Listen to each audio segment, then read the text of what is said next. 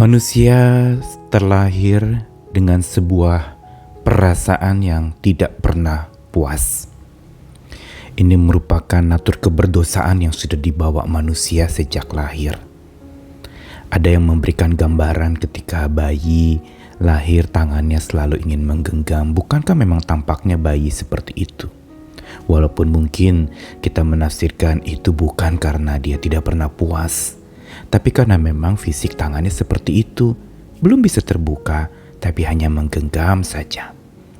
Namun gambaran genggaman inilah yang menandakan sebenarnya manusia ketika terlahir selalu ingin menggenggam segala sesuatu. Ketika mendapatkan sesuatu yang berharga, dia kepingin yang lebih berharga lagi. Ketika mendapatkan sesuatu yang orang dikatakan diberi hati, dia mau rempelak. Setelah itu mau jantung dan semua jeroan. Gambaran-gambaran ini mau memberitahukan kepada kita bahwa memang pada dasarnya manusia tidak pernah puas. Dan bila perasaan tidak pernah puas ini terus bertumbuh subur dalam diri manusia, maka akan ada banyak dampak-dampak yang begitu mengerikan. Menjadi serakah, tamak, menjadi pelit, kikir, setengah mati. Dan tidak lagi berpikir untuk memberi, menolong, membantu mereka yang sedang membutuhkan.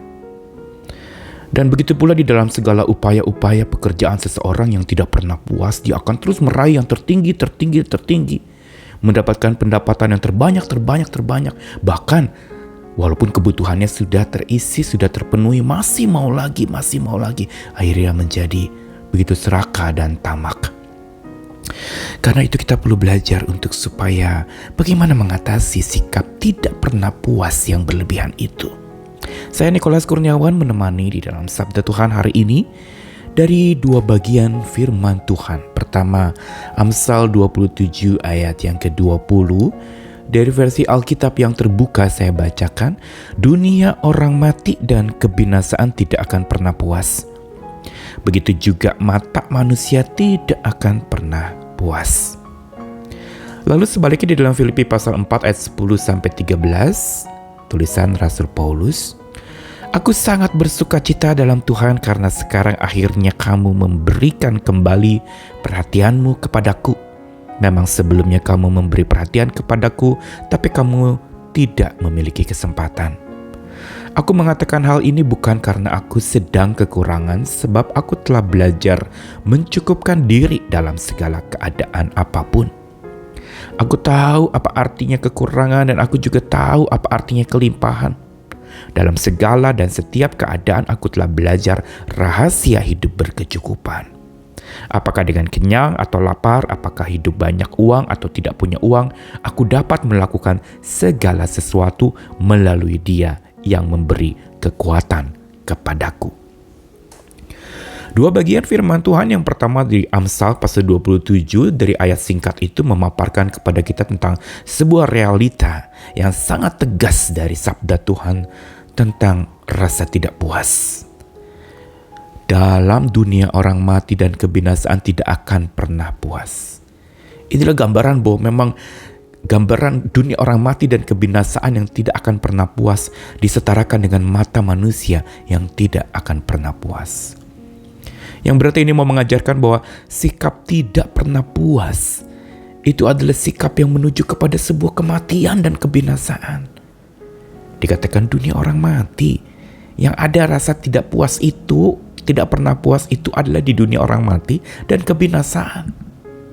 Dan itu yang mau digambarkan betapa mata manusia dengan segala kedagingannya dan hasratnya yang begitu tinggi, keinginannya yang terus tidak pernah mau puas dipenuhi, minta lagi, dan akhirnya serakah, meraup semuanya, menggenggam segalanya, dan ingin memiliki semuanya. Peringatan di Amsal 27 ayat 20 sudah cukup untuk memberitahu kepada kita untuk berhati-hati. Mata kita tidak akan pernah puas. Apapun sikap kita, perasaan tidak pernah puas itu seringkali mendominasi. Tapi mari belajar dari Rasul Paulus dalam Filipi pasal 4, yang justru dia baru saja menerima pemberian menurut catatan, pemberian dari orang-orang yang memperhatikan dia, dengan pemberian berupa makanan, minuman, dan segala kebutuhan Saat itu Rasul Paulus mengatakan, aku sangat bersukacita. Dia lalu kemudian mengatakan, perhatianmu, pemberianmu itu sudah saya terima, kira-kira begitu Paulus mengatakan. Tetapi dia mengatakan lagi, aku mengatakan ini bersukacita bukan karena aku sedang kekurangan, sebab aku telah belajar cukupkan diri dalam keadaan apapun. Paulus menggambarkan bagaimana dia tahu apa artinya kekurangan, dia tahu apa artinya kelimpahan. Dalam segala dan setiap keadaan, dia telah belajar, ini dia rahasia hidup berkecukupan. Entah kenyang atau lapar, hidup banyak uang atau tidak punya uang, dia gambarkan bahwa cukup itu menjadi kata penting di dalam syukur kita kepada Tuhan. Mencukupkan diri dengan apa yang Tuhan berikan. Kenyang atau lapar itu sangat relatif. Banyak uang dan tidak punya uang itu juga relatif. Tetapi kalau kita mau mencukupkan diri, kita bisa. Bila di dalam hati kita, di lubuk hati kita, di dasar lubuk hati kita, terdapat sebuah hati yang selalu mau bersyukur.